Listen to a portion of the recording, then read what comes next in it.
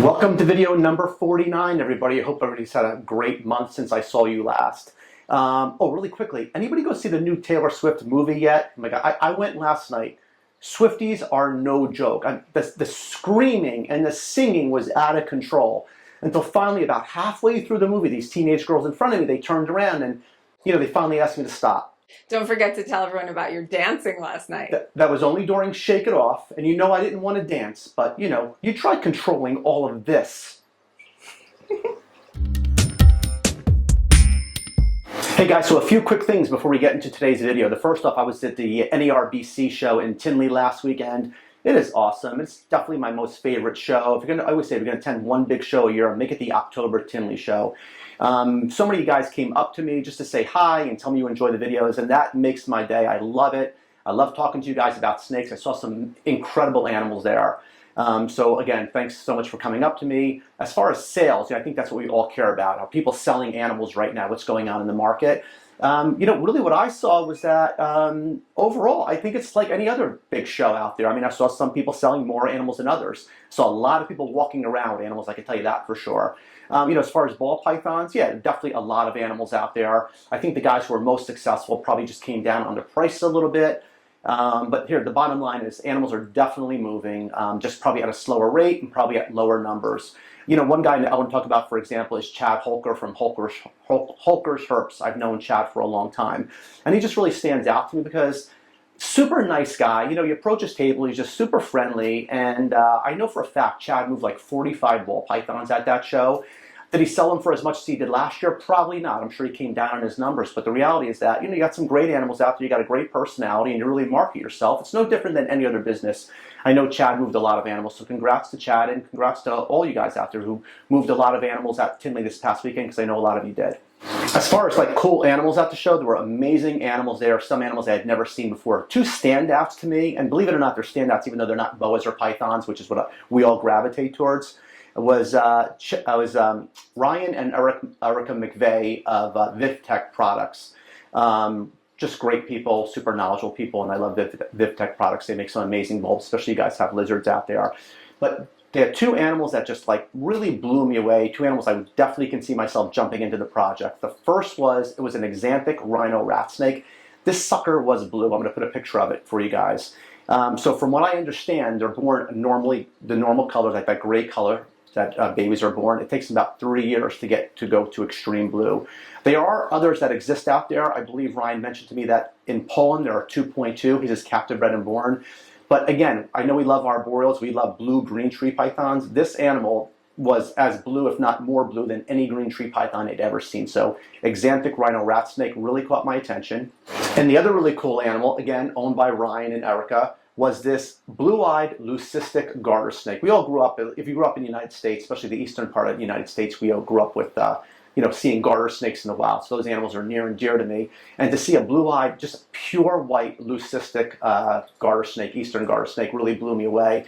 Story goes, was a woman, I think she was out in Wisconsin, and she was just doing some gardening, and she just found this pure white leucistic garter snake. And I think they found another one in that same area about 11 months later. She happened to know somebody who was a herper into snakes, and she called her friend who was into snakes, and he identified the animal for her. I'm not sure exactly how Ryan got a hold of this animal, but I know he's going to be working with it. But you talk about pure white with blue-eyed animals, this little garter snake. I just love these things. So between the exanthic rhino rat and the blue-eyed leucistic garter snake, those two animals blew me away, and I hope many years down the road I get the opportunity to work with both those animals.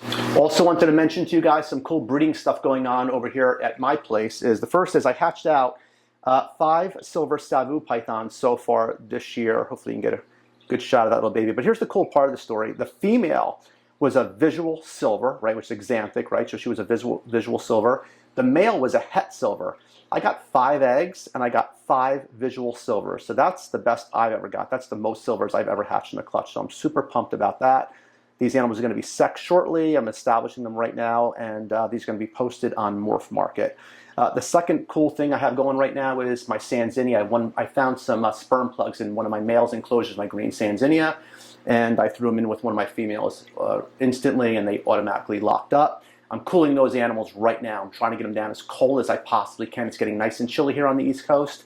hoping, I'm doing what I can to get them below 60 degrees. So far, I've not been successful with that. I've gotten down to about 64, but I'm hoping as temps continue to drop outside, I'm going to be able to get those animals down to below 60 degrees. And I really think that's going to be the trick to me producing some green Sanzinia, easy for me to say, this year. I have 2 females ready to go. Another female borderline, but definitely 2 females ready to go. But a really cool thing, guys, you know, if you follow my channel, and I got into the discus about, I don't know, 6, 7, 8 months ago, not only are they doing really well, but this one pair right here that I raised since babies, they just bred. I just got the second clutch of eggs from them.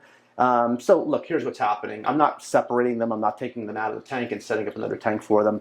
But and the eggs will get eaten by the other fish probably over the next 48 hours or so. But the cool thing is, I at least know the water parameters are like really good and things are really healthy. If you see our animals breeding and getting eggs like that, at least I know everything I'm doing is right. So that was pretty cool for me. I'm really excited about that. And if I had the space and I had the time, trust me, I would set up those discus and you could see them chasing the other ones away. But if I had the time and I had the space, trust me, I would set up another tank and breed that pair of discus.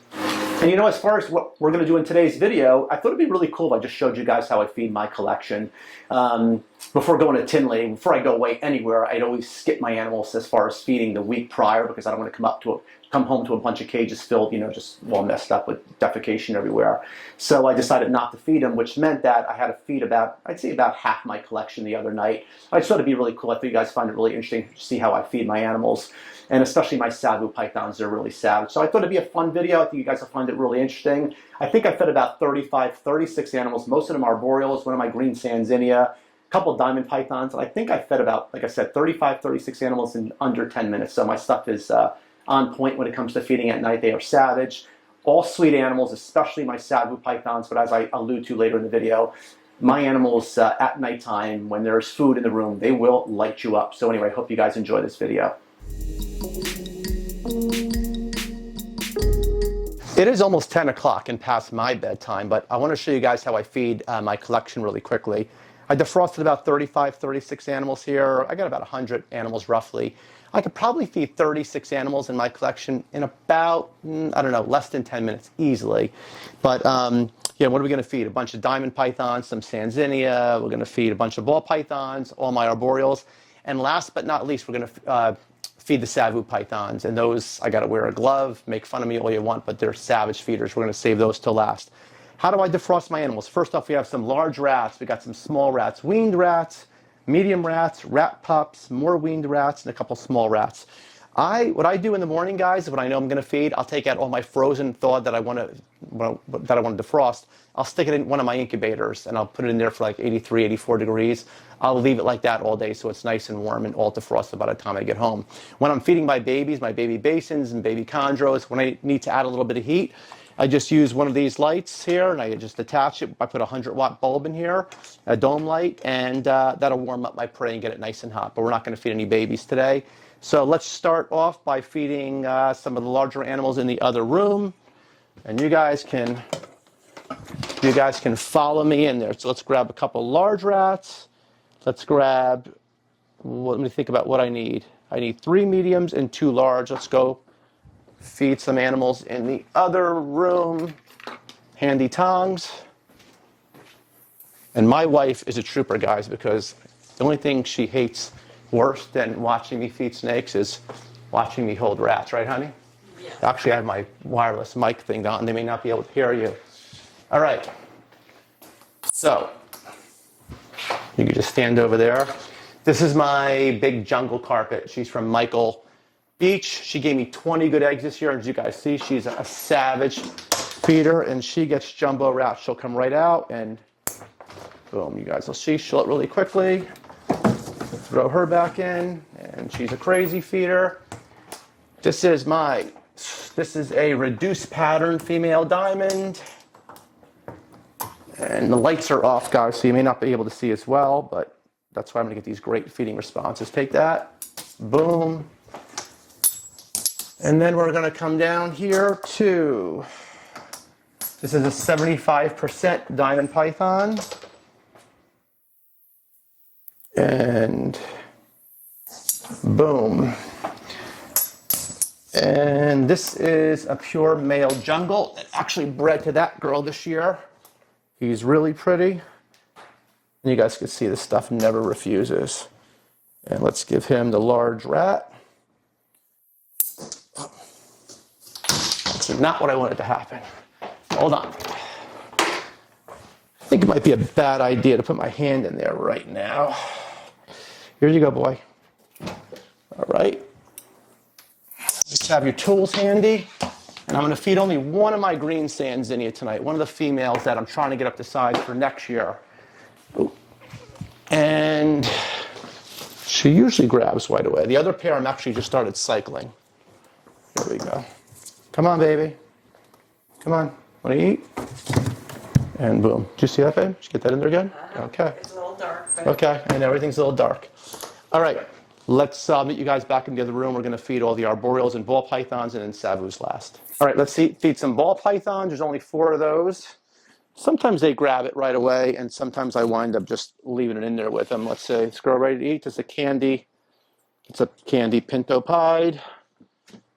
And this is a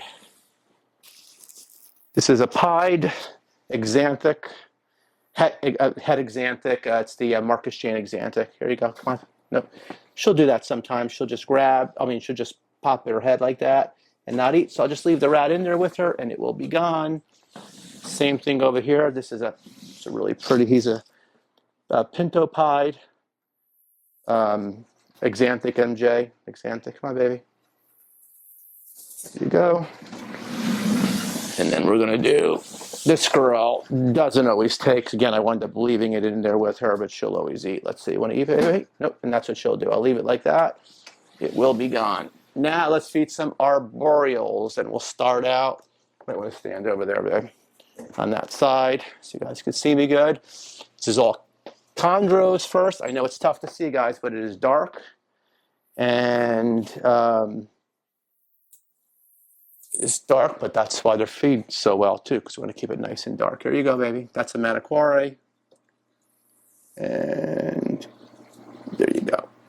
Okay, here's a really pretty female basin. She's going to get a small rat. I hope you guys, can you see her good? Mm-hmm. So she's going to get a small rat.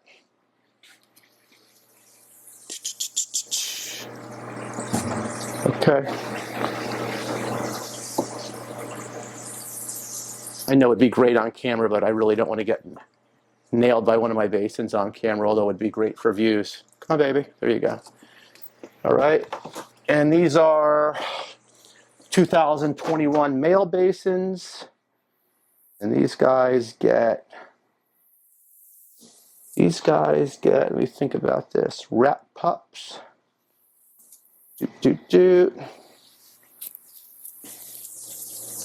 Come on, boy.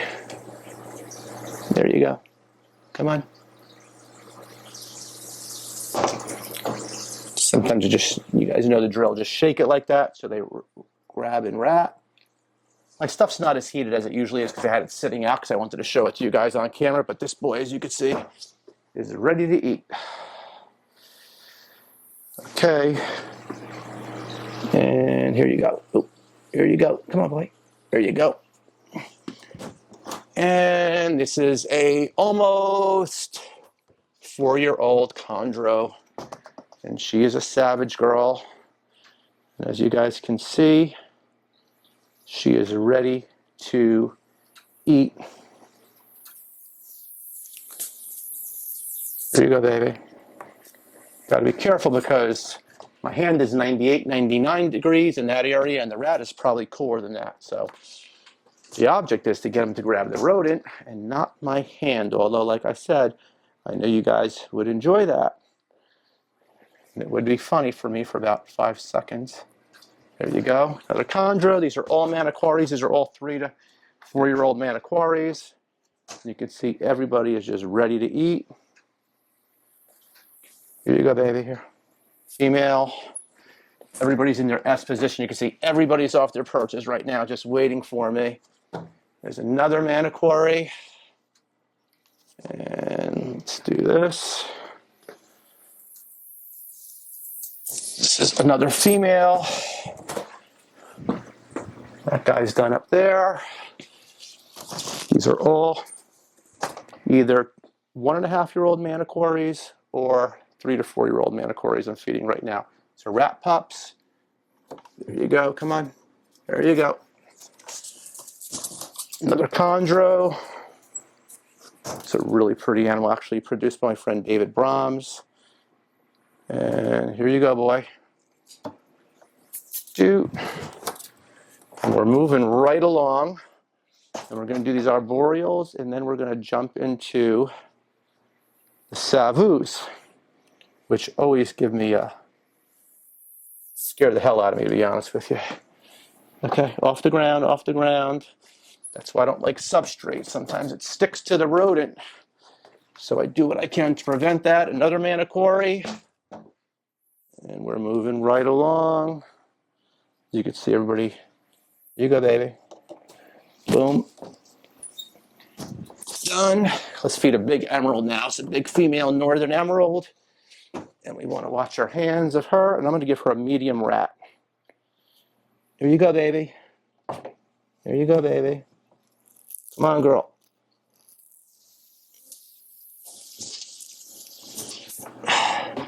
In the water. It's not what I wanted. Not what I wanted. Not what I wanted. Let's do this.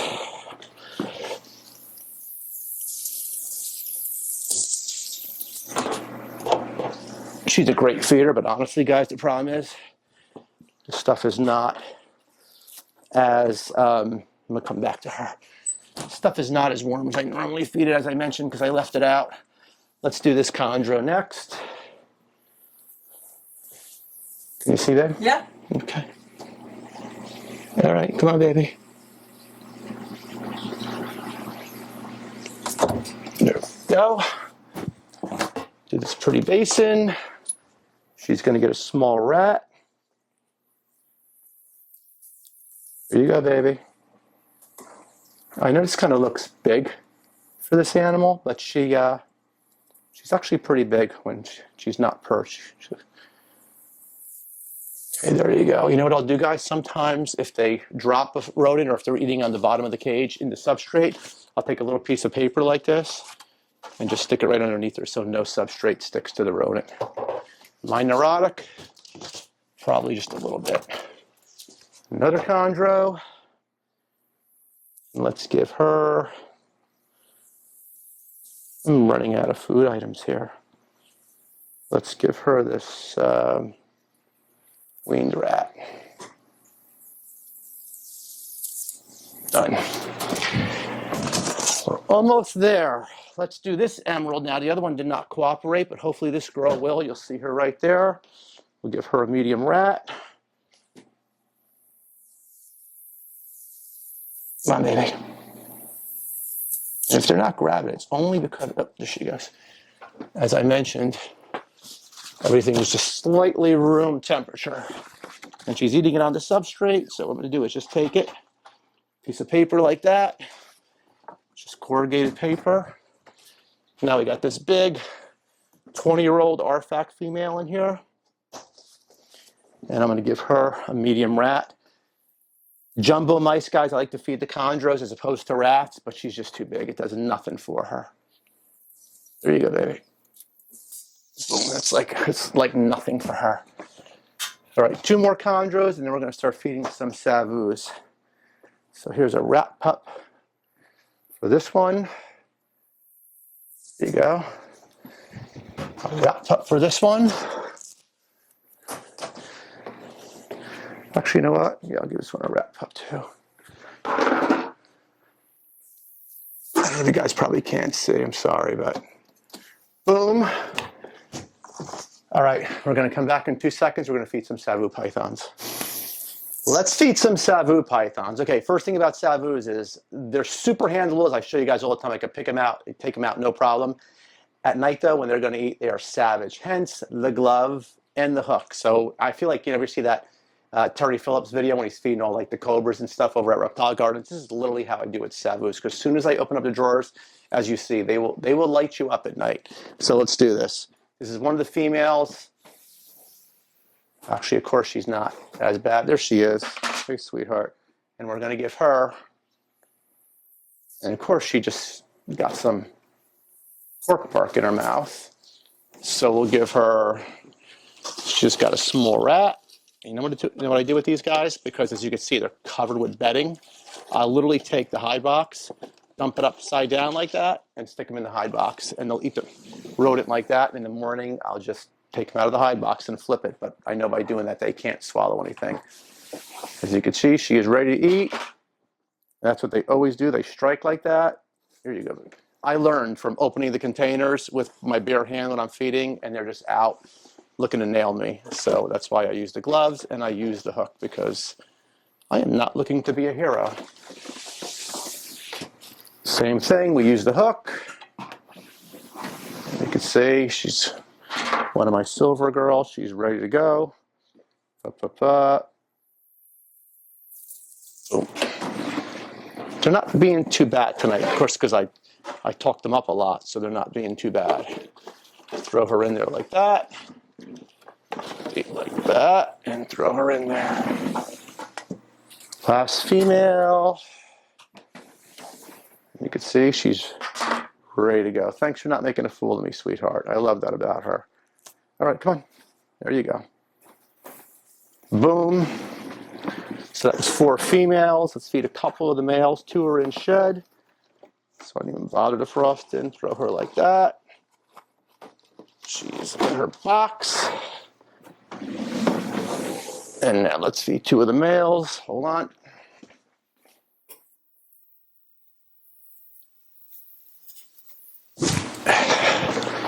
Here we go. Male number 1. Let's see, he's ready to go. Here you go, boy. Boom. I'll just throw him in there without turning his hide box. And let's feed this boy.